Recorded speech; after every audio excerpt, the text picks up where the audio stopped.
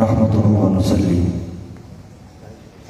ونسلم على سيدنا ومولانا محمد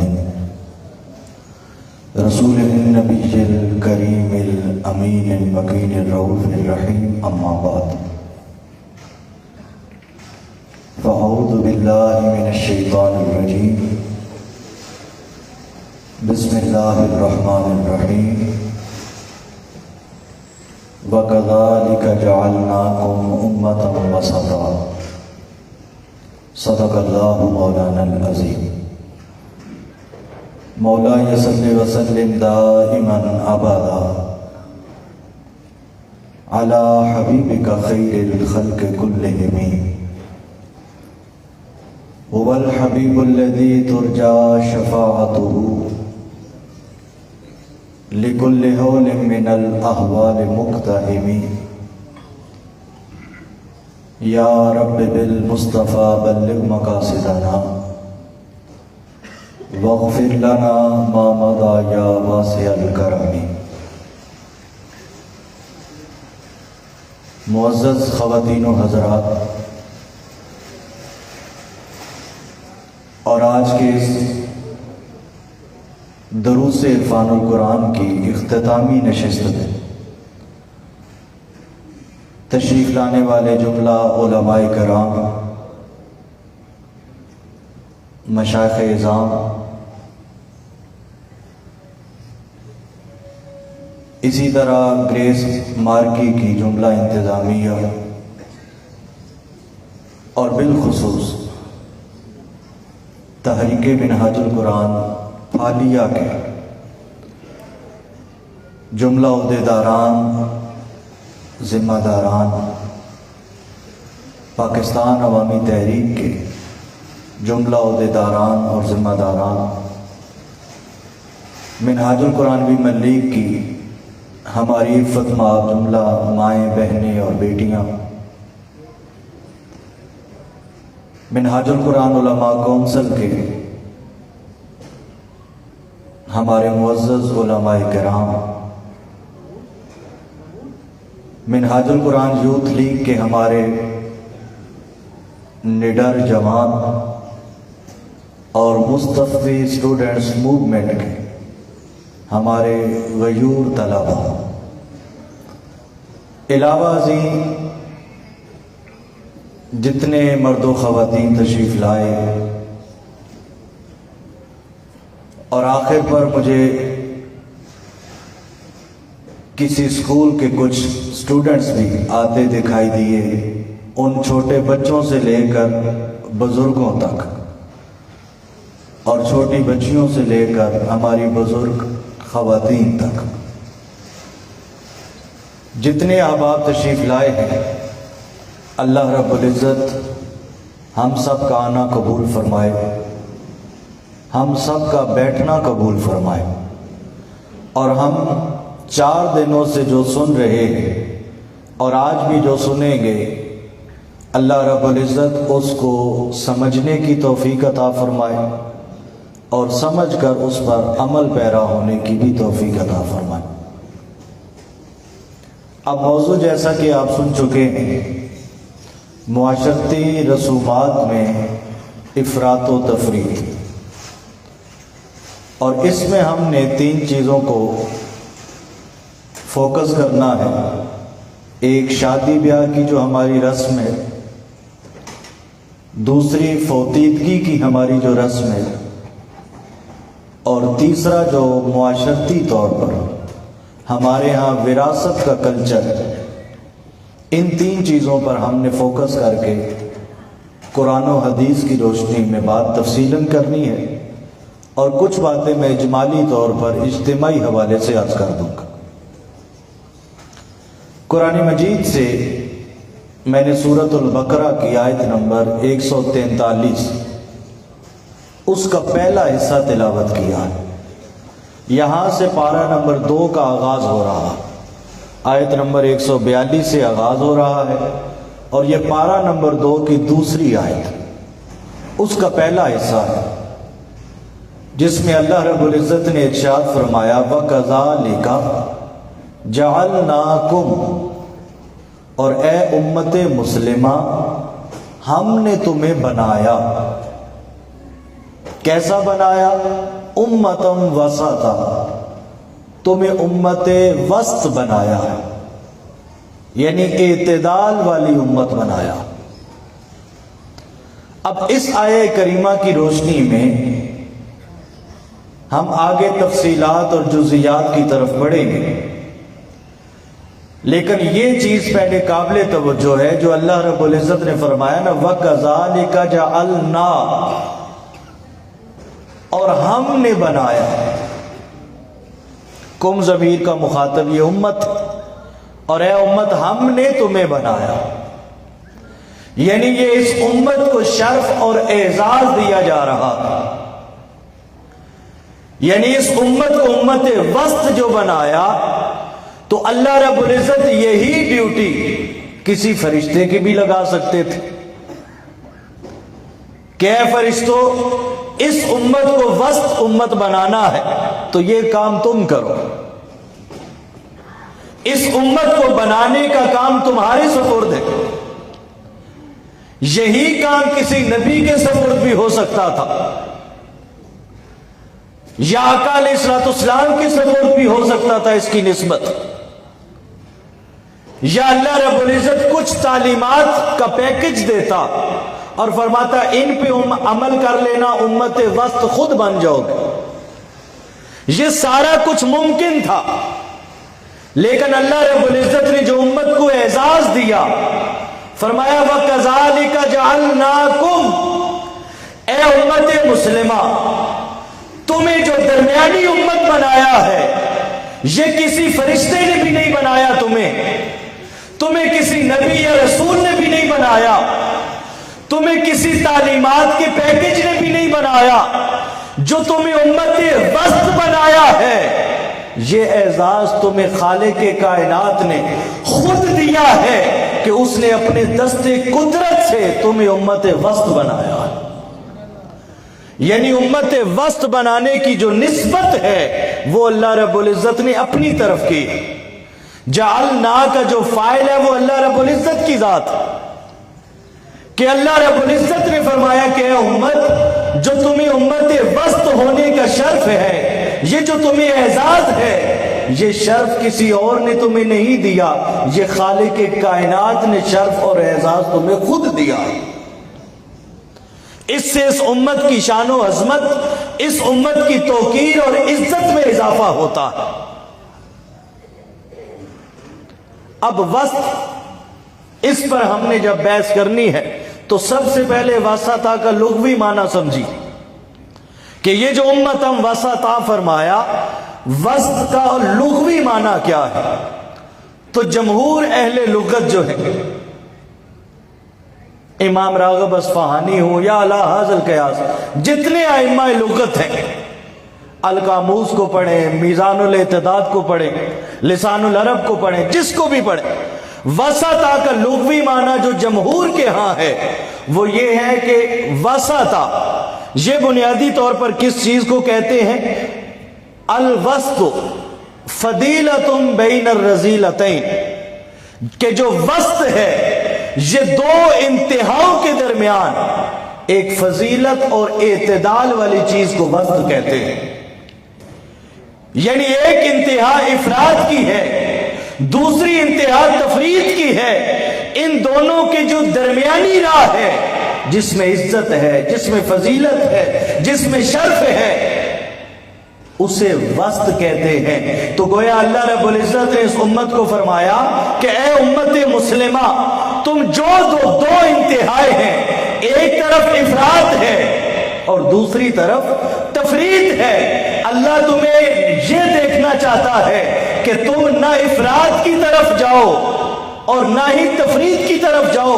امت مسلمہ رب یہ دیکھنا چاہتا ہے کہ تم ان دونوں کے درمیان جو اعتدال اور فضیلت والی راہ ہے اس پہ چلنا شروع کرو. پھر وسطا کے کچھ اصطلاحی معنی بھی کہ یہ جو اس امت کو امت وسط فرمایا، اصطلاحی حوالے سے اس کے 3 معنی لکھے گئے. امت وسط کس امت کو کہتے ہیں؟ واسطہ کا لفظ بول کے اللہ اس امت کو کس شان سے بہراور کرنا چاہتا؟ تو واسطہ کا پہلا معنی کہ جو امت وسط اللہ رب العزت نے اس امت کو فرمایا، تو واسطہ کا پہلا معنی الوسط اے العدل، واسطہ کا پہلا معنی عدل ہے، کہ جو اللہ رب العزت نے فرمایا کہ اے امت مسلمہ تمہیں ہم نے عادل بنایا ہے، عدل کرنے والا بنایا ہے۔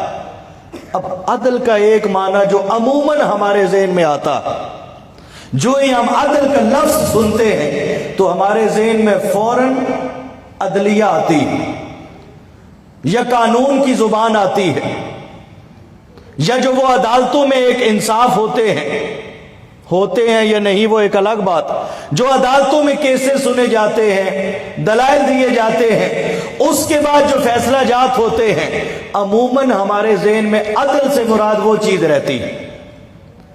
تو اللہ رب العزت نے جو فرمایا کہ یہ امت وسط ہے، یعنی یہ عدل کرنے والی امت ہے، تو اس کا ہرگز صرف وہ معنی نہیں ہے کہ یہ بات سنتے ہیں، دلائل سنتے ہیں اور اس کے مطابق کوئی فیصلہ کرتے ہیں۔ عدل بہت وسیع معنی رکھتا ہے اپنے اندر، زندگی کے ہر گوشے میں جہاں جہاں بھی انسان افراط اور تفریط کی بجائے درمیانی راہ چلتا جائے گا اس کو عدل کہتے جائیں گے۔ یعنی انسان اپنے وجود سے اگر بات شروع کرے تو اللہ رب العزت نے جو وجود عطا کیا انسان کو، ہمیں جو اس وجود کی صورت میں کہیں آنکھیں ملی ہیں، کہیں کان ملے ہیں، کہیں زبان ملی ہے، اللہ حاضر قیاس ہاتھ ہے، عقل ہے، دل ہے، پورا ایک سراپا ہے، اگر ہم اس وجود کا صحیح استعمال کرنا شروع کر دیں، آنکھوں کا استعمال درست کر لیں، کانوں کا استعمال درست کر لیں، زبان کا استعمال درست کر لیں، ہاتھوں کا استعمال درست کر لیں، عقل کا استعمال درست کر لیں، جو اپنے اعضاء کو صحیح سمت لاتے جائیں گے، اس کا معنی یہ ہوگا کہ ہم اپنے وجود کے ساتھ عدل کرنا شروع کر چکے ہیں۔ اب ہم اپنا جائزہ خود لے سکتے ہیں، اپنا انالیسس ہر شخص خود کر سکتا ہے کہ میں آنکھوں کا استعمال کیسا کر رہا ہوں، میں کانوں کا استعمال کیسا کر رہا ہوں، میری زبان کا استعمال کیا ہے، میری عقل کا استعمال کیا ہے، میرے ہاتھوں کا استعمال کیا ہے، میرے دل کے جذبات کا استعمال کیا ہے۔ انسان خود اپنے اندر جھانک سکتا ہے۔ اگر تو آنکھوں کا استعمال ان تعلیمات کے مطابق ہے جو اللہ اور اس کے رسول نے عطا کی، اس کا مطلب ہے کہ انسان اپنی آنکھوں کے ساتھ عدل کر رہا ہے۔ اگر کانوں کا استعمال وہ اللہ اور اس کے رسول کے فرامین کے مطابق ہے تو گویا اپنے کانوں کے ساتھ عدل ہو رہا ہے۔ اگر زبان کے استعمال میں ہم زبان کو جھوٹ سے پاک کریں، غیبت سے پاک کریں، گالیوں سے پاک کریں، چغلیوں سے پاک کریں، ان غلاظتوں سے جو زبان پاک کرتے جائیں گے تو ہم اپنی زبان کے ساتھ عدل کرنا شروع کر رہے ہیں۔ تو اللہ رب العزت یہ چاہتا ہے کہ اے امت مسلمہ تمہیں امت وسط بنایا ہے، یعنی عدل کرنے والا بنایا۔ اب لہٰذا امت مسلمہ تمہاری زندگی میں عدل کی بجائے ظلم کو نہ دیکھو۔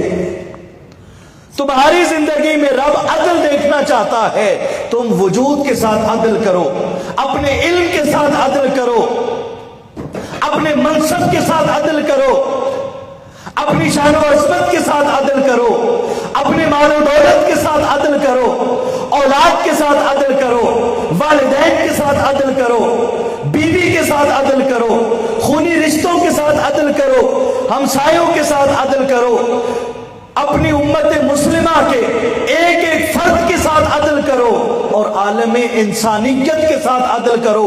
جتنا ہم عدل کی طرف بڑھتے جائیں گے تو ہم اللہ اور اس کے رسول کے قریب ہوتے جائیں گے، اور اگر ہم عدل نہیں کریں گے تو اس کا مطلب یہ ہے کہ ہم ظلم کر رہے ہیں۔ اگر آنکھوں کے ساتھ عدل نہیں تو ہم آنکھوں کے ساتھ ظلم کر رہے ہیں، کانوں کے ساتھ عدل نہیں تو کانوں کے ساتھ ظلم ہے، زبان کے ساتھ عدل نہیں تو زبان کے ساتھ ظلم ہے، عقل کے ساتھ عدل نہیں عقل کے ساتھ ظلم ہے، اگر علم کے ساتھ عدل نہیں علم کے ساتھ ظلم ہے، اگر منصب کے ساتھ عدل نہیں منصب کے ساتھ ظلم ہے۔ رب یہ چاہتا ہے کہ اے امت مسلمہ تم ظلم سے جان چھوڑاؤ اور ظالم کا مقابلہ کرو، اس کے مقابل تم امت مسلمہ ہمیشہ راہ عدل پہ چلتے رہنا۔ یہ امتم وسطا کا پہلا معنی کہ اللہ نے اس امت کو عدل کرنے والا بنایا۔ دوسرا معنی وسطا کا، دوسرا معنی یہ ہے کہ اللہ رب العزت نے اس امت کو پچھلی امتوں سے بہتر پیدا کیا۔ وسطا اے بمعنی خیر، کہ اللہ رب العزت نے اس امت کو پچھلی امتوں کے مقابلے بہترین کہا ہے۔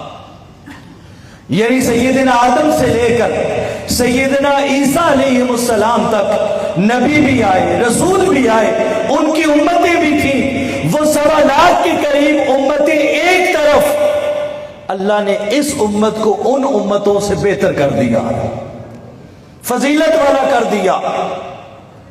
لاکھوں فلسفوں کی ایک ہی بات کرتا ہوں کہ یہ امت بہترین کیوں ہے؟ اللہ رب العزت کی عزت کی قسم، یہ امت جو بہترین ہے اس میں ہمارا یا اس امت کا کوئی کمال نہیں، اس میں کمال صرف اور صرف تاجدار کائنات کا ہے کہ جن کے قدموں کی نسبت اس امت کو حاصل ہے۔ حضور کی نسبت کے صدقے اللہ نے اس امت کو بھی بہتر کر دیا۔ پچھلی امتوں کو نسبت اپنے اپنے نبی اور رسول کی تھی، اس امت کو نسبت کیونکہ کملی والے آقا کی ہے، تو رب فرماتا ہے حبیب جیسے نبیوں اور رسولوں میں آپ سب سے بلند اور بہتر ہیں، آپ سب سے افضل ہیں، آپ سب سے بلند ہیں، حبیب آپ سے تعلق رکھنے والی امت اب آپ کے صدقے پچھلی امتوں میں سب سے بلند ہو گئی۔ آقا کی نسبت ہی ایسی، دیکھیں نا حضور کی نسبت، جن لوگوں نے ظاہری حیات طیبہ میں میرے آقا کو دیکھ کر حضور کا کلمہ پڑھ لیا انہیں صحابی کہتے ہیں۔ کیا کہتے ہیں؟ مل کر بولیے، کیا کہتے ہیں؟ صحابی کہتے ہیں۔ اب قیامت تک کتنے لوگ ایسے آئیں گے جو ممکن ہے انفرادی طور پر عمل میں کسی صحابی سے بڑھ کر ہو، اپنے علم میں کسی صحابی سے بڑھ کر ہو، انفرادی طور پر یہ ممکن ہے، لیکن کوئی جتنی بھی بلندی پر چلا جائے وہ صحابی کے درجے کو نہیں پا سکتا، کیونکہ صحابہ کو جو درجہ ملا وہ مصطفیٰ کی زیارت کے ذریعے انہیں ملا ہے۔ لہذا حضور کی نسبت اگر وہ کسی کو حاصل ہو جائے تو اسے صحابی کہتے ہیں، اور تاریخ میں کوئی صحابی جیسا نہیں ہو سکتا۔ حضور کی نسبت جب اہل بیت اطہار کو ملتی ہے تو وہ صحابی تو ہے ہی ہے کہ انہوں نے بھی حضور کو دیکھ کے کلمہ پڑھا۔ اس نسبت میں دوہری شان یہ ہے کہ وہ حضور کے صحابی بھی ہیں، حضور کا خون بھی ہے۔ اس نسبت نے اہل بیت کو قیامت تک ہر ایک سے بلند کر دیا۔ میرے آقا کی نسبت جس شہر کو نصیب ہو گئی اسے آج ہم مدینۃ المنورہ کہتے ہیں۔ ارے کائنات کے شہروں میں جتنی بھی روشنیاں ہوں، جتنے بھی ذخائر ہوں، جتنی بھی معدنیات ہوں، جتنا کچھ ہو، کائنات کا کوئی شہر مدینہ جیسا نہیں ہو سکتا۔ اس کی وجہ یہ ہے کہ مدینہ کو مصطفیٰ کے وجود کی نسبت حاصل ہے۔ حضور کی نسبت جس چیز کو ملتی جائے اس چیز جیسی کوئی اور چیز ہو ہی نہیں سکتی۔ میرے آقا نے حجر اسود کو بوسہ دیا، کائنات میں پتھر ہی پتھر ہوں گے لیکن کوئی پتھر حجر اسود نہیں ہو سکتا۔ کیوں؟ کیونکہ اسے مصطفیٰ نے جو چھوڑ لیا۔ اسی طرح جب اس امت کو حضور کی نسبت حاصل ہو گئی تو اس امت کو حضور کی وجہ سے اللہ نے پچھلی امتوں سے بہتر کر دیا۔ وہ غالب نے کہا تھا نا کہ ہر ایک مکان کو مکین سے ہے شرف غالب۔ یہ جو شرف ملتے ہیں، اعزاز ملتے ہیں، اس میں بندے کا کوئی کمال نہیں ہوتا، اس میں کسی نہ کسی نسبت کا کمال ہوتا ہے۔ ہر ایک مکان کو مکین سے ہے شرف غالب، مجنوں جو مر گیا تو جنگل ویران ہے۔ یہ امت جو بہتر ہے اس میں ہمارا کوئی کمال نہیں ہے، اس میں کمال صرف اور صرف آقا علیہ الصلوۃ والسلام کے قدموں کا ہے، اس نسبت کا ہے۔ لہذا اگر ہم بہتری کے معیار پہ رہنا چاہتے ہیں تو ہم پر لازم ہے کہ عمر بھر مکین گنبد خضرا کی وفاداری کو نہیں چھوڑنا، اس نسبت کے حیا کو نہیں چھوڑنا۔ ہم نے وہ جو نسبت مل کر اس امت کو اس نسبت نے بہتر کر دیا، اگر ہم بہتری کے معیار پہ برقرار رکھنا چاہتے ہیں اپنے آپ کو تو ہم پر لازم ہے کہ مرتے دم تک آقا علیہ الصلوۃ والسلام کی غلامی اور حضور کی وفاداری کو نہیں چھوڑنا۔ اور تیسرا معنی وسطہ کا جس پر آگے ہم بات لے کے چلتے ہیں وہ اعتدال اور توازن، کہ اللہ رب العزت نے اس امت کو جو امتاً وسطہ فرمایا، اس کا معنی یہ ہے کہ اللہ نے اس امت کو اعتدال اور توازن والی امت بنایا، ایک بیلنسڈ امت بنایا۔ اس امت میں نہ افراط ہے نہ تفریط ہونا چاہیے۔ اب اعتدال اور توازن بھی اسی طرح یہ زندگی کے ہر معاملے میں ہے۔ عقائد کی بات اگر ہم کریں تو اللہ یہ چاہتا ہے کہ عقائد کی بات میں بھی اس امت میں نہ افراط ہو نہ تفریط، عقائد کی دنیا میں بھی اعتدال ہونا چاہیے۔ اگر ہم معاملات کی بات کریں، حقوق و آداب کی ادائیگی کی بات کریں تو اللہ چاہتا ہے ان حقوق اور آداب کی ادائیگی میں بھی اس امت میں نہ افراط ہو نہ تفریط ہو، اس میں بھی اعتدال ہو۔ علمی دنیا کی بات کریں تو علم میں بھی اعتدال ہونا چاہیے، عمل میں بھی اعتدال ہونا چاہیے، معاملات میں بھی اعتدال ہونا چاہیے۔ کائنات کے ہر گوشے میں ہماری زندگی میں اعتدال ہونا چاہیے۔ اگر اعتدال برقرار رہا تو اللہ رب العزت کی جو خواہش ہے، اس کی جو منشا ہے، اس کا جو تقاضا ہے ہم سے کہ یہ امت متوازن امت رہے، ہم اس کی خواہش کے مطابق پھر چلنا شروع کر دیں گے۔ اس امت کو جو اللہ رب العزت نے پچھلی امتوں کا امام بنایا، یہ اس کے کمال اعتدال اور کمال توازن کی وجہ سے کہ پچھلی امتوں میں وہ اعتدال یا توازن نظر نہیں آتا تھا جو اللہ نے اس امت کو حضور کی سیرت کی روشنی میں اعتدال اور توازن عطا کیا۔ اب ہم پہ ہے کہ ہم اعتدال پر کتنا آتے ہیں اور اعتدال کو چھوڑ کر افراط یا تفریط میں کتنا چلے جاتے ہیں۔ اب یہ اعتدال اور توازن یقیناً جہاں عقائد میں بھی ہے، معاملات میں بھی ہے، اعمال میں بھی ہے، وہاں اس اعتدال اور توازن کا سب سے زیادہ تعلق وہ ہمارے رسم و رواج سے۔ میں علمی حوالے سے یہ ایک بات پہلے ہی واضح کر دوں کہ رسومات جو ہوتی ہیں، رسم و رواج جو ہوتے ہیں، رسم و رواج کلیتاً اسلام نے حرام بھی نہیں کی کہ اس چیز وہ اس کو رسم کہتے ہیں یا اس کو رواج کہتے ہیں یا اس کو عرف کہتے ہیں، لہٰذا صرف رسم و رواج ہونے کی وجہ سے کسی چیز کو اسلام نے حرام کر دیا ہو، ایسا نہیں۔ اور نہ ہی شریعت نے یہ اجازت دی ہے کہ کوئی رسم و رواج کی آڑ میں شریعت کی مخالفت کرتا رہے۔ عرب سے پہلے، حضور علیہ الصلوۃ والسلام کی بعثت سے پہلے بہت سی رسومات تھیں جو میرے آقا نے جب آ کر دیکھی کہ یہ اہل کتاب سے، کہیں یہودیوں سے، کہیں عیسائیوں سے وہ رسومات چل رہی ہیں، حضور نے ان رسومات کو دیکھا جو قابل اصلاح تھی، حضور نے ان کی اصلاح فرما کر اسلام کی تعلیمات کے تابع کر دیا، اور جو رسومات قابل اصلاح نہ تھی حضور نے انہیں حرام کر دیا۔ مثال کے طور پہ ہم یوم عاشور کا روزہ اگر رکھتے ہیں، 9ویں محرم کا یا 10ویں کا، تو یہ یوم عاشور جو 10ویں محرم کا روزہ تھا، آپ کو معلوم ہے کہ یہ اسلام سے پہلے یہودیوں سے چلا آ رہا تھا. وہ سیدنا موسیٰ علیہ السلام کی نسبت کی وجہ سے 10 محرم کا روزہ رکھتے تھے. یہ ان کا ایک رسم تھی، رواج تھا.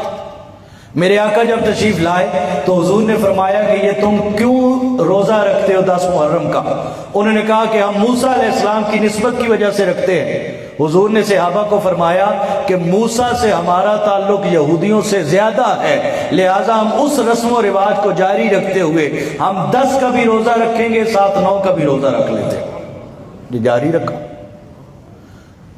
علی حاضر قیاس نکاح کے معاملات میں یا حقوق و آداب کے حوالے سے یا معاشرتی حوالے سے کتنی چیزیں ایسی تھیں جو اسلام سے پہلے کی جاری تھی.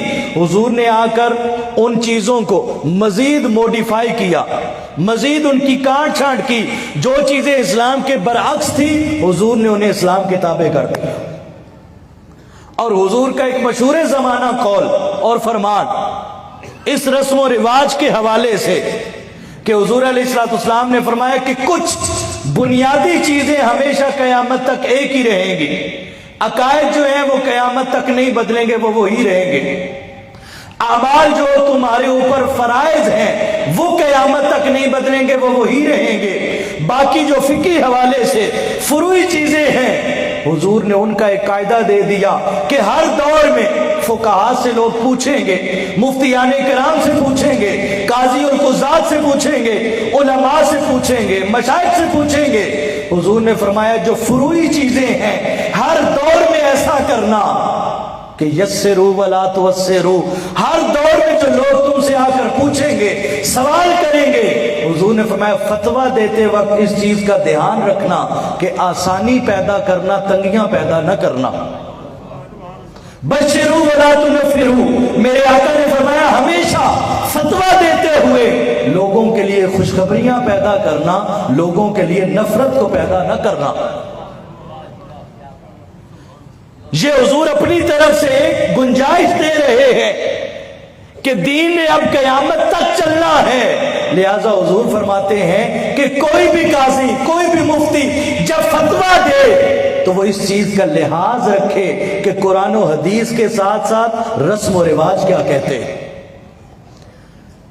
پھر امام اعظم ابو حنیفہ علیہ رحمت جن کے ہم مقلد ہیں، امام شافعی ہوں، امام احمد بن حنبل ہوں، امام مالک ہوں، یہ چاروں مذاہب اربعہ جو ہے مذاہب اربعہ، ان ائمہ نے یہ تصریحاً بیان کیا ہے کہ کسی قاضی کے لیے قیامت تک، کسی مفتی کے لیے قیامت تک یہ جائز نہیں ہے کہ وہ فتویٰ دیتے وقت عرف کو چھوڑ دے. ان چاروں ائمہ نے لکھا ہے کہ فتویٰ دیتے وقت قاضی پر لازم ہے کہ وہ قرآن مجید اور احادیث کے ساتھ ساتھ معاشرتی طور پر رسم و رواج کا بھی لحاظ رکھے. لہٰذا یہ بات بالکل واضح ہوتی ہے ان چیزوں سے کہ رسم و رواج کلیتاً حرام بھی نہیں، محض رسم و رواج کی وجہ سے. اور رسم و رواج کی آڑ میں شریعت نے اتنی ہمیں چھوٹ بھی نہیں دی کہ ہم رسم و رواج کی آڑ میں شریعت کی خلاف ورزی کرتے ہیں.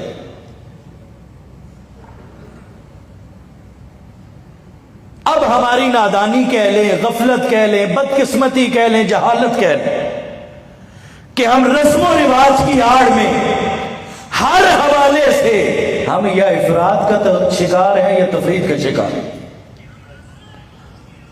عقائد کی بات کر لیں، معاملات کی بات کر لیں، جدید ٹیکنالوجی کے استعمال کی بات کر لیں، اپنے وجود کے اعضاء کے استعمال کی بات کر لیں، علم کی بات کر لیں، منصب کی بات کر لیں، معیشت کی بات کریں یا سیاست کی بات کریں، جس حوالے سے بھی ہم دیکھیں ہماری سوسائٹی کولیپس کا شکار ہو چکی ہے کہ ہم رسم و رواج کی دنیا میں یا عقائد اور معاملات کی دنیا میں ہم افراد کا شکار ہیں یا تفرید کا شکار ہو چکے ہیں. کس کس پہلو کو ہم بیان کریں؟ وہ ہے نا کہ ایک دو زخم نہیں پورا بدن چھلنی ہے. ایک دو زخم نہیں پورا بدن چھلنی ہے. درد بیچارہ حیران ہے کہ کہاں سے اٹھوں. ہم ہر حوالے سے تباہی کی طرف جا رہے ہیں۔ لہذا حاضرین سامعین، ان دروس کا پیغام یہ ہے، ان دروس کے انعقاد کا مقصد یہ ہے کہ ہم جو بھول چکے ہیں اللہ کے فرامین کو، میرے آقا کی سیرت کو جو ہم بھول چکے ہیں، حضور کی تعلیمات کو جو ہم بھول چکے ہیں، منہاج القرآن ہر رمضان میں، ربیع الاول میں، اعتکاف میں، جہاں تک ممکن ہو، ایک ہی مقصد ہے شیخ الاسلام کی زندگی کا کہ لوگوں ہم دنیا سے منہ موڑ کر گنبد خضرا کی طرف اپنے چہرے کر لیں، ہم دنیا کی غلاستوں سے اپنے آپ کو نکال کر اللہ اور اس کے رسول کے فرامین کے تابع کر لیں اپنے آپ کو، ہم دنیا کی غفلتوں سے نکل کر، دنیا کی تباہیوں سے نکل کر، دنیا کی غلاستوں سے نکل کر اپنے آپ کو پھر سے پاک کریں، پھر سے مزکہ کریں، پھر سے مصفا کریں، اور دنیا سے منہ موڑ کر ہم اپنا منہ دنیا والے کی طرف کر لیں۔ ہم رشتہ داریاں پالنے کی بجائے، دنیاوی تعلق پالنے کی بجائے، ہم اپنا تعلق اپنے مصطفیٰ سے مضبوط کر لیں۔ اب رسومات میں جس چیز پہ ہم سب سے پہلے آج جانیں گے کہ ہم کس حد تک افراط و تفرید کا شکار ہیں، وہ شادی بیاہ کی رسم۔ اب شادی بیاہ سب سے پہلے تو یہ قرآن مجید اور احادیث میں دیکھیں کہ اللہ رب العزت نے بھی ارشاد فرمایا، اور حضور علیہ الصلوۃ والسلام کے بھی فرامین ہے اس حوالے سے۔ اللہ رب العزت نے فرمایا فَانكِحُوا مَا طَابَ لَكُم مِّنَ النِّسَاءِ الی آخری۔ اللہ رب العزت نے فرمایا کہ جب تم میں سے کوئی نکاح کی عمر کو پہنچے تو اسے اجازت ہے کہ عورتوں میں سے جو اسے پسند ہو وہ اس سے نکاح کر لے۔ پھر حضور نے نکاح کے بارے میں فرمایا النکاح من سنتی فمن راغب عن سنتی فلیس منی۔ حضور نے فرمایا نکاح میری سنت ہے، پس جس نے میری سنت سے منہ موڑا وہ مجھ سے نہیں ہے۔ پھر حضور علیہ الصلوۃ والسلام نے ارشاد فرمایا من تزوج فقد استکمل نصف الایمان۔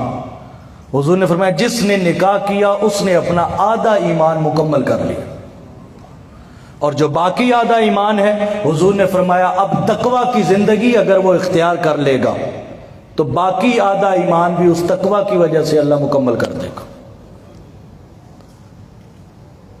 کئی فرامین ہیں، میں ایک اور آخری فرامین اس حوالے سے، اس کی عظمت اور فضیلت کے حوالے سے عرض کر کے آگے رسومات کو ہم دیکھتے ہیں۔ حضور علیہ الصلوۃ والسلام نے ارشاد فرمایا جب بھی تم میں سے کوئی شخص کسی عورت سے نکاح کرتا ہے تو حضور نے فرمایا نکاح کرنے کی کچھ ریزنز ہیں، کچھ اسباب ہوتے ہیں کہ وہ کیوں نکاح کرتا ہے۔ حضور نے فرمایا پہلا سبب یہ ہے کہ وہ عورت کے لمالہا، مال و دولت کو دیکھ کر اس سے نکاح کرتا ہے، یہ پہلا سبب۔ دوسرا حضور نے فرمایا لحسبھا، دوسرا سبب یہ ہو سکتا ہے کہ وہ عورت کے حسب کو دیکھ کے اس سے نکاح کرے۔ تیسرا حضور نے فرمایا تیسرا سبب یہ ہے لجمالہا، کہ وہ عورت کے حسن و جمال کو دیکھ کے اس سے نکاح کرتا ہے۔ چوتھا سبب حضور نے فرمایا لدینہا، چوتھا سبب یہ ہے کہ وہ عورت کی دینداری کو دیکھ کے اس سے نکاح کرتا ہے۔ یہ چاروں اسباب گنوا کر پھر میرے آقا نے ارشاد فرمایا فَاظْفُرْ لِدِينِكَ، اے میری امتی اور اے میرے امت کے لوگوں، تم جب کسی عورت سے نکاح کرو تو اس کے مال کو بھی نہ دیکھنا، اس کے حسب کو بھی نہ دیکھنا، اس کے حسن و جمال کو بھی نہ دیکھنا۔ اگر تم میرے امتی ہونے کا حیا کرتے ہو تو تم عورت کی صرف دینداری کو دیکھنا۔ اگر اس کی زندگی میں دینداری ہے تو تم دینداری کو ترجیح دے دینا، اگر مال کی کمی ہے تو چھوڑ دینا، اگر حسب اچھا اونچا عالی شان نہیں چھوڑ دینا، اگر اس میں جمال میں کمی ہے اس سبب کو بھی چھوڑ دینا، اگر یہ تینوں چیزیں نہ بھی ہوں اس عورت میں اگر دینداری ہو، حضور نے فرمایا دینداری کی وجہ سے اس سے نکاح کر رہے ہیں۔ اب ہم اپنا جائزہ لیں، ہم نکاح کرتے ہوئے جس چیز کو میرے آقا نے نام لے کر فرمایا کہ اس چیز کو نہ چھوڑنا، ہم اسی چیز کو چھوڑ دیتے ہیں۔ ہر کوئی بہتر جانتا ہے. ہم رشتہ دیکھنے وقت کتنے گھرانے ایسے ہیں, کتنے ماں باپ ایسے ہیں, کتنے بچے اور بچیاں ایسے ہیں کہ جو رشتہ دیکھتے وقت اپنی مخالف جنس کی دینداری کو دیکھتے ہیں. ارے مکینے گنبد خضرا پہ کیا بیتتی ہوگی, میرے آقا کے دل پہ کیا گزرتی ہوگی کہ میں نے امت کو جس چیز کا نام لے کر فرمایا تھا کہ اس چیز کو نہ چھوڑنا, میری امت نے اسی چیز کو چھوڑ دیا.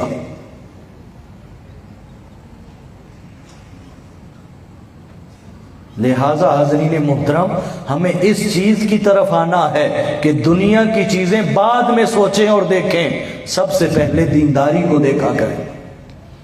اگر دینداری ہوگی اللہ دین کے صدقے باقی چیزیں خود ہی عطا فرما دے گا. دین کو اتنا ہلکا مت سمجھا کریں, دین کو اتنی معمولی چیز کبھی نہ سمجھا کریں. ارے دین وہ چیز ہے کہ دین جب کسی دل میں سما جائے اللہ اس کو ساری کائنات میں وہ عزت دیتا ہے کہ بڑے بڑے سلاطین کو بھی وہ شہرت نہیں ملتی جو حضور کے دین کے خادم کو مل جاتی. ارے ہمارے سامنے تو شیخ الاسلام کی مثال سب سے بڑھ کے عصر حاضر میں. ارے بڑے بڑے حکومتی لوگ کئی ممالک کے صدور وزرائے اعظم مختلف ممالک میں جب ٹریولنگ کرتے ہیں ان کو وہ عزت نہیں ملتی. اسی ایئرپورٹ پہ اگر شیخ الاسلام آ جائیں, اللہ جو دین کے صدقے, حضور کی غلامی کے صدقے, حضور کی نسبت کے صدقے جو دین کے اس خادم کو عزت دیتا ہے, کائنات میں ویسی عزت آج کے دور میں کسی کو نصیب ہی نہیں ہوتی. دین اتنی بلند چیز, لیکن ہم دین سے بیزار ہو چکے. ہم نے دین کو آج اہمیت دینا چھوڑ دی ہے. جب دین کو ہم نے چھوڑا تو پھر اللہ اور اس کے رسول کے کرم نے ہمیں چھوڑ دیا. آج ذلیل و خوار ہونا ہمارا مقدر بن چکا ہے. اب رشتہ دیکھنے کے بعد سب سے اگلا جو کام ہوتا ہے, جہاں سے ہم ابتدا کرتے ہیں شادی بیاہ کی, وہ رشتہ دیکھنے سے کرتے ہیں. اب رشتہ دیکھنے کی رسم میں بھی ہم افراط و تفرید کا شکار ہیں. عموماً لڑکا ہو یا لڑکی ہو, رشتہ عموماً وہ لوگ دیکھتے ہیں, لڑکے یا لڑکی کا, عموماً دادا یا دادی یا نانا یا نانی, وہ رشتہ دیکھنے جاتے ہیں جن کو اپنی 6 نمبر کی اینکیں لگی ہوتی. بچوں کے معاملات وہ دیکھنے جا رہے ہیں, اور جن کے رشتے ہونے ہیں ان کو خبر ہی کوئی نہیں ہوتی. جب رشتے بڑے طے کر دیتے ہیں, جب عملی طور پہ نکاح اور رخصتی ہوتی ہے, اس کے بعد جب انڈرسٹینڈنگ نہیں ہوتی تو لام و اعلیٰ گھروں میں کشیدگی آ جاتی. ایک انتہا یہ ہے کہ ہم رشتہ دیکھنے کے حوالے سے لڑکے یا لڑکی کو کمروں میں بند کر کے خود رشتے طے کر دیتے ہیں. دوسری انتہا یہ ہے کہ عموماً ہم رشتہ طے کرتے ہوئے لڑکے سے اس کی مرضی پوچھ لیتے ہیں. میں بڑی عام بات کرنے لگا ہوں, لیکن یہ ایک حقیقت. لڑکے سے ہم مرضی پوچھ لیتے ہیں, لڑکی سے مرضی پوچھنا گوارا ہی نہیں کرتے ہم. اور عموماً بولی ہوتی ہے کہ وہ بیٹی ہے, عورت ذات ہے, اس کی عقل ناقص ہے, اسے پتہ ہی نہیں. بھلا بیٹیوں سے بھی کوئی مرضیاں پوچھتا ہے؟ ارے ہماری بیٹیاں ہماری ہیں. ارے کائنات میں کوئی بیٹی فاطمہ تو زہرا جیسی ہو سکتی ہے؟ میرے آقا نے جب ان کا طے مولا کائنات سے رشتہ طے کرنے کی بات آئی تو حضور علیہ السلام نے فرمایا, فاطمہ بیٹی آپ کا رشتہ وہ اللہ رب العزت نے عرش پہ علی سے طے کر دیا. میں نے بھی سوچ لیا کہ میں بھی طے کر لوں, لیکن اس کے باوجود اے فاطمہ میں ایک سیرت دینا چاہتا ہوں قیامت تک لوگوں کے لیے. اے فاطمہ آپ کی کیا مرضی ہے, کیا آپ کا رشتہ علی سے طے کر دوں؟ جب سیدہ کائنات نے رضامندی کا اظہار فرمایا تب میرے آقا نے اس نکاح کو عملی جامہ پہنا دیا. ایک وہ انتہا کہ ہم پوچھتے ہی نہیں کسی سے, اور دوسری سیکولر طبقہ یہ کر رہا ہے کہ نکاح سے پہلے بچے اور بچی کی انڈرسٹینڈنگ کے لیے کہتے ہیں جی آپ 1 ہفتے کی آؤٹنگ پہ مری ہو آئے. وہ بھی حرام کاریوں کی طرف ہم جا رہے ہیں, یہ بھی حرام کاریوں کی طرف جا رہے ہیں. اب شریعت نے کیا چیز دی ہے؟ شریعت نے کہا کہ بڑوں کی موجودگی میں بچہ اور بچی آمنے سامنے بیٹھ جائیں, ابتدائی حوالے سے کچھ چیزیں ایک دوسرے سے ڈسکس کر لیں, اگر دونوں کی سمجھ میں بات آ جاتی ہے پھر بڑوں کو اجازت ہے ان کی مرضی کے بعد ان کے لیے دعا خیر کرتے. ایک صحابی آ کے عرض کرتی ہیں اللہ کے رسول میرا فلاں صحابی سے رشتہ طے ہو گیا. حضور نے فرمایا کیا تم نے خود اس صحابی کو دیکھا ہے کہ کہیں دیکھنے میں وہ معذور تو نہیں ہے, ہاتھ پاؤں میں سے کسی چیز سے مفلوج تو نہیں ہے؟ صحابی عرض کرتی ہیں اللہ کے رسول نہیں, وہ جسمانی طور پر ٹھیک ہے میں نے دیکھا ہے. حضور فرماتے ہیں کیا دیکھ کر اس سے کوئی بات بھی کی ہے؟ حضور فرماتے وہ صحابی عرض کرتی ہیں اللہ کے رسول بات تو میں نہیں کر سکی. حضور فرماتے ہیں بات بھی کر لیتی کیا خبر وہ گونگا ہی نہ ہو. ارے یہ وہ چیز ہے جو حضور دینا چاہتے ہیں ہمیں. ہماری عمر بھر رشتہ دیکھنے میں یا ہم اس غلط فہمی کا شکار ہیں کہ پوچھتے ہی نہیں, یا اس غلط فہمی کا شکار ہیں کہ انہیں کھلی چھٹی دے دیتے ہیں. اور ایک اور حماقت کا ہم شکار ہیں, وہ کیا کہ رشتہ طے کرتے ہو ہمارے کئی سال ستارے ملانے پہ گزر جاتی. اور جی ستارہ نہیں ملتا پہ کی کریے. ارے اقبال نے تو کہا تھا کہ مرد اگر مومن ہو مرد مومن تو مرد مومن ستاروں کا محتاج نہیں ہوتا, ستارے اس کے محتاج ہوتے ہیں. ویسے کرنی سے جب حضور نے فرمایا نا مولا کائنات علی المرتضیٰ کو اور سیدنا عمر فاروق کو رضی اللہ عنہما کہ آپ دونوں جائیں اور اویس سے جا کر ملیے گا, ان کو میرا سلام کہیے گا اور میری امت کی بخشش کے لیے دعا کہیے گا. اب واقعہ مختصر کرتے میں اصلاً بات لینا چاہتا ہوں. جب یہ دونوں ساتھی یمن کے اندر اور پھر کرن کے بستی کے اندر آئے, پوچھتے پوچھتے جب اویس کرنی کے پاس پہنچے تو دیکھا کہ اویس کرنی نماز میں مصروف ہیں اور 2 بھیڑیے اویس کرنی کی بکریوں کی حفاظت کر رہے ہیں. بڑے حیران ہوئے. اویس کرنی نے جب سلام پھیرا تو سیدنا عمر فاروق نے سلام کہا آگے بڑھ کر, حضور کا سلام بھی دیا. آگے بات چیت شروع ہونے لگی تو عمر فاروق کہتے ہیں بھائی اویس باقی باتیں بعد میں کرتے ہیں. آج تک تو عمر یہ سنتا رہا کہ بکریوں اور بھیڑیوں کی دشمنیاں ہیں, یہاں آ کر دیکھا تو یہ دوستی کب سے ہو گئی آپس میں. اویس کرنی کا جواب سننے والا ہے. فرماتے ہیں بھائی عمر بھیڑیے اور بکری کی دشمنی آج بھی جاری ہے, یہاں آ کر جو دوستی دیکھ رہے ہو بڑی سادہ سی بات ہے. جب سے اویس نے اپنے آپ کو مولا کے سپرد کر دیا ہے, مولا نے کائنات کی ہر چیز کو اویس کے سپرد کر دیا. ارے یہ اصلاً چیز ہے. ارے توکل بھی کوئی چیز ہے, رب پہ یقین بھی کوئی چیز ہے, رب کی ذات پہ بھروسہ بھی کوئی چیز ہے. ہمارا اس کی ذات پہ توکل نہ رہا, ہمارا توکل ستاروں پہ آ گیا.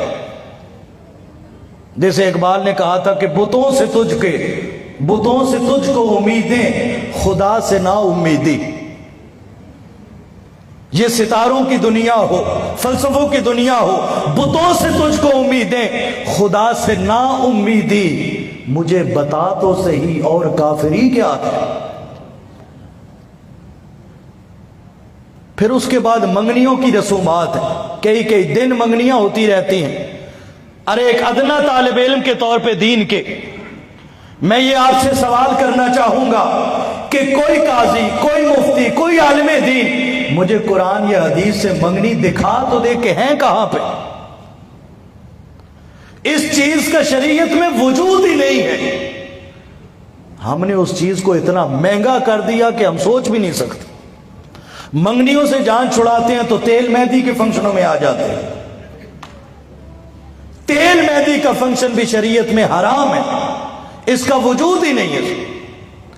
آج سے 30 سال پہلے جو بزرگ تحریک منہاج القرآن کے تشریف فرما ہے، شیخ الاسلام صاحب کا لاہور مرکز میں ایک خطاب تھا، اس کا عنوان ہی یہی ہے، تباہ کن رسومات۔ اس میں آپ سے کسی نے سوال پوچھا تیل مہدی کے بارے میں، تو آپ نے فرمایا یہ تیل مہدی ہے، یہ اپٹن کا فنکشن ہے، یہ مائیوں کا فنکشن ہے۔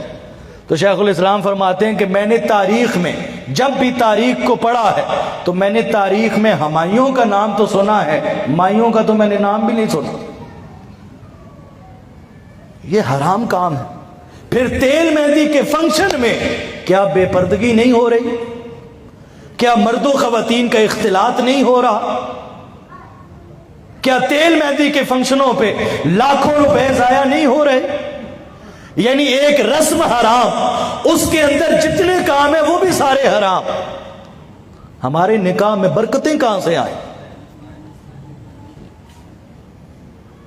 ارے اگر امتی ہونے کا حق ادا کرنا چاہتے ہو تو خدا را تیل مہندیوں سے جان چھڑاؤ۔ اگر کچھ کرنا ہی ہے تو تیل مہندی کے دن حضور کے نام کی محفل رکھ لیا کرو کہ آقا آپ کی سنت ادا کرتے ہوئے نکاح کر رہے ہیں، اس نکاح کی ابتدا آقا آپ کے نام کی محفل سے کر رہے ہیں۔ یہ کام کرنے میں کوئی دیر لگتے؟ جب یہ باتیں کریں تو کہتے ہیں وہ کیا کریں گی، خاندان میں ناک کٹتی ہے، گھر میں گزارا نہیں ہوتا۔ ارے ناک پھر ایک طرف رکھنی ہوگی، یا خاندان کی طرف رکھ لیں یا اللہ اور اس کے رسول کی طرف رکھ لیں۔ یہ دو رنگیاں چھوڑنی ہوگی، یک رنگ ہونا ہوگا، یا رشتہ داریاں نبھا لیں یا اللہ اور اس کے رسول کے ساتھ وفاداریاں نبھا لیں۔ پھر آگے بارات کے فنکشنوں میں، پھر آگے بارات سے پہلے جو جہیز کی ڈیمانڈیں ہیں، اس میں بھی انتہا پسندی اور افراط و تفریط۔ ایک نعرہ معاشرے میں یہ لگتا ہے کہ جہیز ایک لعنت ہے۔ خدا را جہیز کو لعنت نہ کہیں، جہیز دینا سنت رسول ہے۔ ہاں جہیز کی ڈیمانڈ کرنا، لسٹیں بنا کر مردوں کی طرف سے لڑکوں کی طرف سے عورتوں کے لیے تھما دینا لڑکی والوں کو کہ یہ ڈیمانڈیں ہیں ہماری، جہیز کی ڈیمانڈ کرنا لعنت ہے۔ اپنی مرضی سے بیٹی کو جہیز دینا یہ سنت رسول ہے۔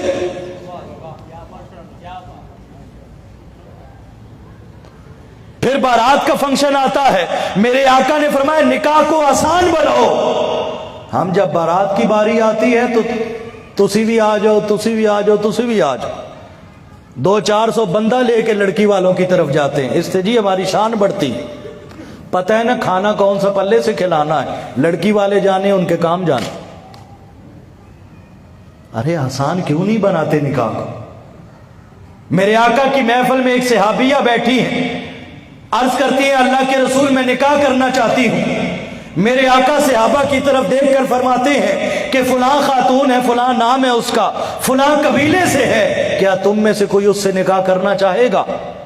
ایک صحابی کھڑے ہوتے ہیں، آقا میں حاضر ہوں۔ حضور فرماتے ہیں گھر جاؤ، گھر جا کے دیکھو کہ کوئی چیز اگر پڑی ہو تو وہ اٹھا کے لے آؤ تاکہ حق مہر کے لیے دی جائے۔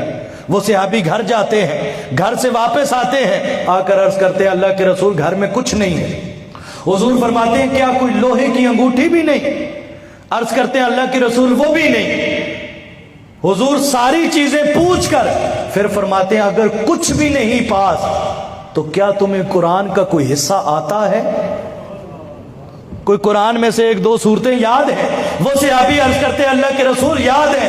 حضور فرماتے ہیں میرے ساتھ وعدہ کرو کہ جو قرآن تمہیں آتا ہے نکاح کے بعد اس بیوی کو بھی سکھا دو گے، میں اس کے بدلے تمہارا اس سے نکاح کر رہا ہوں۔ ارے میرے آقا نے تو نکاح کو اتنا آسان کیا۔ ہم مختلف لانتوں میں آ کر، مختلف تباہیوں میں آ کر نکاح کو مہنگا سے مہنگا کرتے جا رہے ہیں۔ کئی بارات کے لیے بندے بڑھاتے ہیں، کئی جہیز کی ڈیمانڈیں کرتے ہیں، کئی لڑکیوں کے حسن و جمال کو دیکھتے رہتے ہیں، کئی خاندان کو دیکھتے رہتے ہیں۔ ارے ان چکروں کی وجہ سے کتنے گھرانے ایسے ہیں جن کی بیٹیاں گھر بیٹھے بیٹھے بالوں میں سفیدی آ چکی۔ شکریہ۔ ارے کیا ہمیں حیا نہیں آتا؟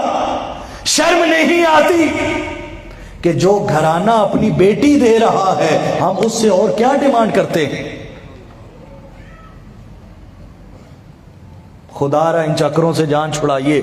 اگر بارات بڑھانے کا شوق ہے، خاندان کی شان و عظمت بڑھانے کا شوق ہے تو بارات کم کیجئے۔ تمہارے پاس ولیمے کا اختیار ہے، ولیمے پہ جس کو چاہو بلاتے تھے، 100 نہیں 1000 بندہ بلا لو، وہاں پتہ ہے نا کہ پلے سے کھلانا پڑے گا۔ پھر جب ولیمے کی باتیں آتی ہیں ہم وہاں کیا کرتے ہیں؟ وہاں یہ تماشے کرتے ہیں کہ لسٹیں بناتے ہیں، اور لسٹیں بناتے ہوئے امیر خاندان کے لوگوں سے شروع کرتے ہیں لسٹیں، کہ جن کا پتہ ہو کہ وہ آئے گا تو سلامی اچھی دے کے جائے گا۔ جب غریب رشتہ داروں کی باری آتی ہے ہم لسٹیں بند کر دیتے ہیں، بندوں کی تعداد پوری ہو گئی۔ میرے آقا نے فرمایا سب سے بدترین کھانا اس ولیمے کا ہے جس میں غریب رشتہ داروں کو نکال دیا جاتا ہے۔ ہم کس طرف چل پڑے؟ ارے چاہیے تو یہ تھا کہ اگر کوئی کھاتا پیتا ہے، اللہ نے مال دیا ہے، تو وہ غریبوں سے سلامی لے ہی نہ۔ کتنے غریب ایسے ہوتے ہیں کہ جن کو دعوت بھی ہوتی ہے لیکن وہ سلامی نہ دینے کی وجہ سے شادیوں میں جانا چھوڑ دیتے ہیں، کیونکہ سلامی نہیں ہے تو وہ باتیں کریں گے۔ لہٰذا حضرین محترم میں اس پہ بات ختم کر کے آگے فوتیدگی کی طرف آتا ہوں۔ آخری 5-7 منٹ میں موضوع ختم کرتے ہیں کہ شادی بیاہ خدا را ان لعنتوں سے جان چھڑائیے۔ ایک فنکشن اگر کرنا چاہیں تو محفل نعت کا کر لیں، دوسرا فنکشن نکاح کا یعنی بارات کا ہوتا ہے، اور مرد کے لیے تیسرا فنکشن ولیمے کا ہوتا ہے۔ اس کے علاوہ جتنے فنکشن ہیں نہ وہ قرآن میں ہیں، نہ حدیث میں ہیں، نہ شریعت میں ہیں، وہ سب ہماری اپنی پیداوار۔ تیل مہندیوں پہ، منگنیوں پہ، جہیزوں پہ ارے لاکھوں روپیہ خرچ کرنے کی بجائے کیا ہمارا ضمیر یہ گوارا نہیں کرتا کہ ہم لاکھوں روپیہ ضائع کرنے کی بجائے وہی لاکھوں روپیہ بچانا شروع کر دیں، اور ان خاندانوں کی طرف پلٹیں بچا کر کہ جن کی بیٹیاں گھر میں بیٹھی ہیں، ہم اپنی بیٹیوں کی تیل مہندیاں کرنے کی بجائے، اپنے بیٹوں کی تیل مہندیاں کرنے کی بجائے وہی پیسہ بچا کر رشتہ داروں میں غریبوں کی بیٹیوں کے لیے ہم کفالت شروع کر دیں۔ اپنے تیل مہندیوں پہ لگائیں گے تو 1-1 روپے کا حساب ہے، اور جب کسی غریب کی مدد کے لیے لگائیں گے تو اللہ 1-1 روپے پہ 70 گنا بڑھ کے اجر عطا کرے گا۔ ہم کام بے برکتیوں والے کرتے ہیں اور پھر مشائخ سے، پیران اعظام سے، علماء سے، معتبر ہستیوں سے ہم دعائیں پھر برکتوں کی کرواتے ہیں۔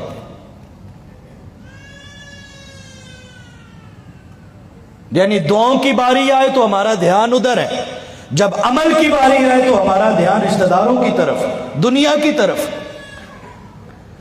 پھر فوتیدگی کے نام پر جب کوئی فوتیدگی ہوتی ہے، جسے ہم فوتگی عموماً کہتے ہیں، یہ بھی آج ایک ہمارے معاشرے میں تباہی ہے کہ ہم نے جینے سے زیادہ مرنا مشکل بنا دیا۔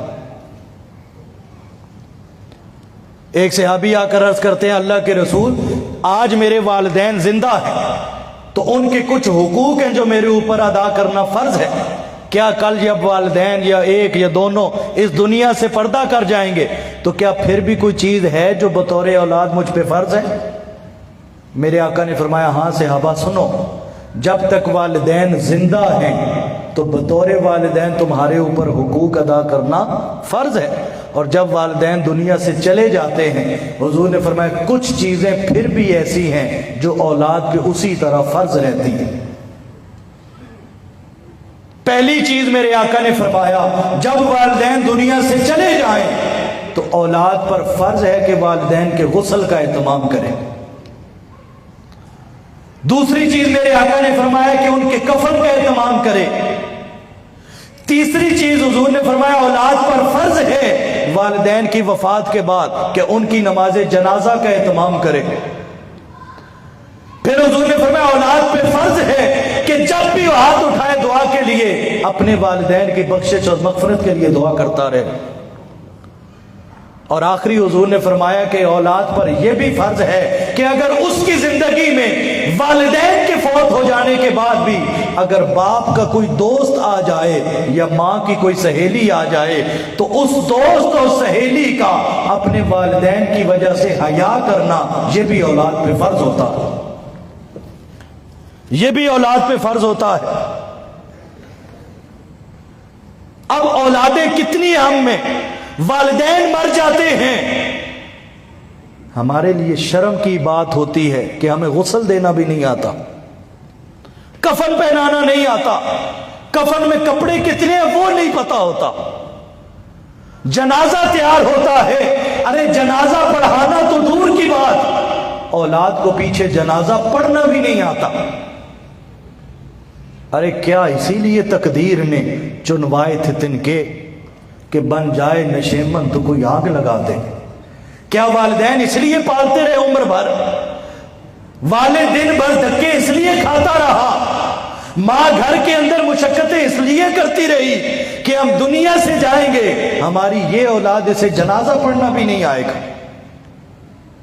پھر ایصال ثواب کے نام پہ ہم ادھار اٹھا کر اپنے آپ کو مشکلوں میں ڈالتے ہیں۔ وہ جی ایصال ثواب کے لیے بڑا مجمع ہم کریں گے تاکہ لوگ دیکھیں کہ اس نے ماں کی، باپ کی، اس نے ایصال ثواب کے لیے بڑا اہتمام کیا ہے جی۔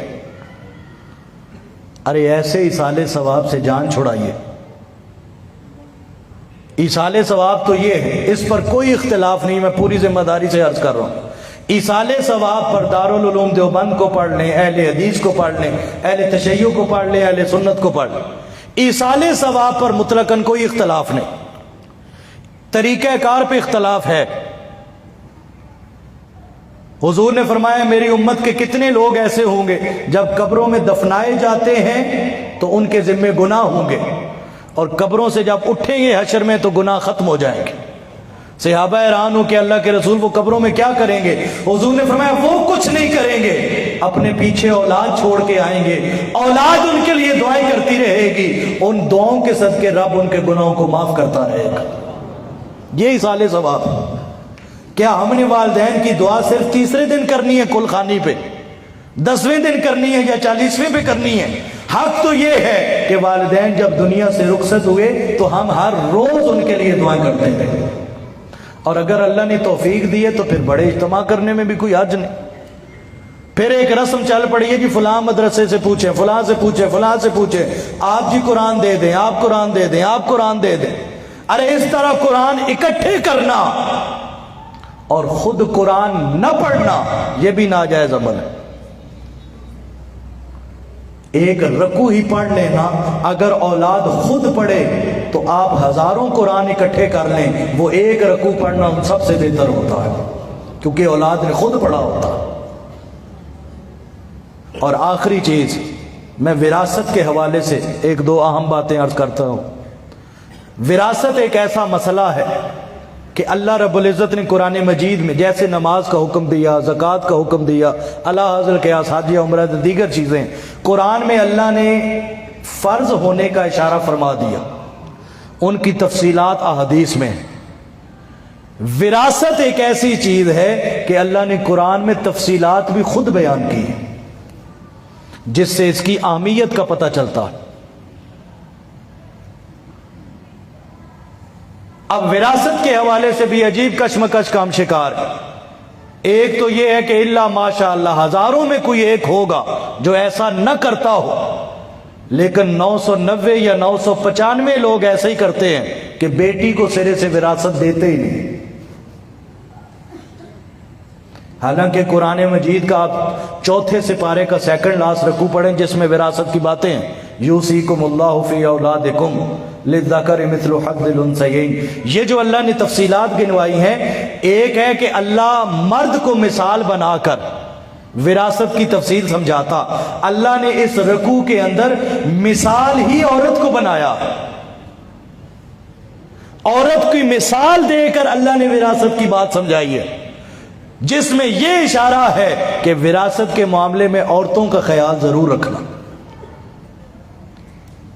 آخری دو چیزیں ہیں کہ سرے سے بیٹی کو وراثت کا حقدار سمجھتے ہی نہیں۔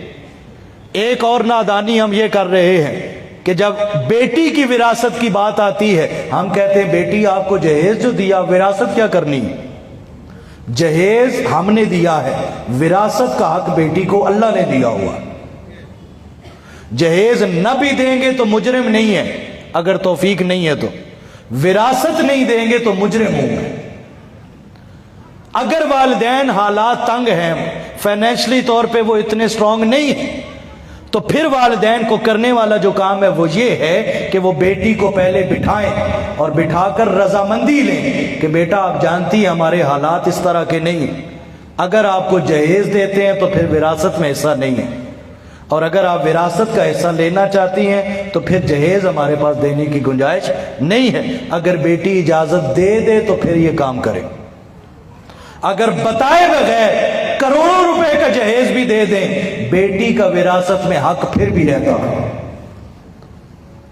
اور ایک نادانی اور بھی ہے، میں نے کئی علاقوں میں جا کے دیکھا، بیٹیاں گھر میں بٹھا بٹھا کر بوڑھی کر دیتے ہیں، شادیاں ہی نہیں کرتے، وراثت دینی پڑے گی۔ اور بیٹی کو کیا تماشا دکھاتے ہیں اور تماشا کرتے ہیں اس کے ساتھ، بیٹا ہم نے آپ کا رشتہ قرآن سے کر دیا، اب دنیا میں کسی لڑکے کی ضرورت ہی نہیں ہے۔ تو ارے قرآن پڑھنے کے لیے ہے، رشتوں کے لیے نہیں ہوتا۔ بیٹا ہم نے رشتہ آپ کا جی دین سے کر دیا۔ اس طرح کے کوئی رشتوں کا وجود نہیں ہے، یہ سب تماشے ہیں وراثت سے بچانے کے۔ تو حاضرین مکرم، 5 دنوں سے آپ یہاں آ رہے سن رہے ہیں، یہی اس تحریک کا بھی پیغام ہے، یہی شیخ الاسلام کا بھی پیغام ہے۔ یہ اس تحریک اور شیخ الاسلام ڈاکٹر محمد طاہر القادری کا ترہ امتیاز ہے کہ ہم نے ہر معاملے میں دین کی بات، عقیدے کی بات، عمل کی بات، معاملات کی بات، ارے یہ چیزیں تو الگ ہیں۔ اگر ڈاکٹر طاہر القادری نے سیاسی جدوجہد بھی کی ہے، اس میں بھی افراط و تفرید کا شکار نہیں ہونے دیا اپنے لوگوں کو، اس میں بھی اعتدال کی راہ کو چنا۔ یہ سارا مزاج کیا ہے؟ آپ نے عقیدہ توحید کو سنا، آپ نے رزق حلال کی برکات کو سنا، آپ نے زکوٰۃ کے معاملات کو سنا، آپ نے امہات المومنین کی سیرت اور کردار کو سنا، آج کا موضوع سنا ہے۔ یہ ہم جو آ کے بولتے ہیں، یہ اللہ کی عزت کی قسم یہ ہم نہیں بولتے، ہمارے اندر ہمارا شیخ بول رہا ہوتا ہے، وہ فکر بول رہی ہوتی ہے۔ یہ فقط اس لیے ہے کہ لوگوں معاشرتی طور پر خدا را اپنا دامن چھڑائیے ان رسومات سے، آئیے تحریک منہاج القرآن کا دست و بازو بنیے، آئیے افراط اور تفرید سے جنگ کریں، آئیے ظلم سے جنگ کریے، اعتدال کی راہ کو چنیے، توازن کو چنیے۔ اور تحریک منہاج القرآن واحد تحریک روئے زمین پر جس نے کائنات میں بسنے والے ہر فرد کے لیے دین کی خدمت کی سہولت دی، دین کی خدمت کا موقع دیا ہے۔ اگر کوئی بچی کہے میں دین کی خدمت کرنا چاہتی ہوں، اس کے لیے منہاج القرآن ویمن لیگ ہے۔ اگر کوئی طلبہ میں سے طالب علم کہے میں دین کی خدمت کرنا چاہتا ہوں، اس کے لیے مصطفی اسٹوڈنٹ موومنٹ کا فورم ہے۔ اگر کوئی جوان کہے میں دین کی خدمت کرنا چاہتا ہوں، اس کے لیے یوتھ لیگ کا فورم ہے۔ اگر کوئی عالم دین کہے میں دین کی خدمت کرنا چاہتا ہوں، اس کے لیے علماء کونسل ہے۔ اگر کوئی سیاسی ذہن کا بندہ کہے میں دین کی خدمت کرنا چاہتا ہوں، اس کے لیے پاکستان عوامی تحریک ہے۔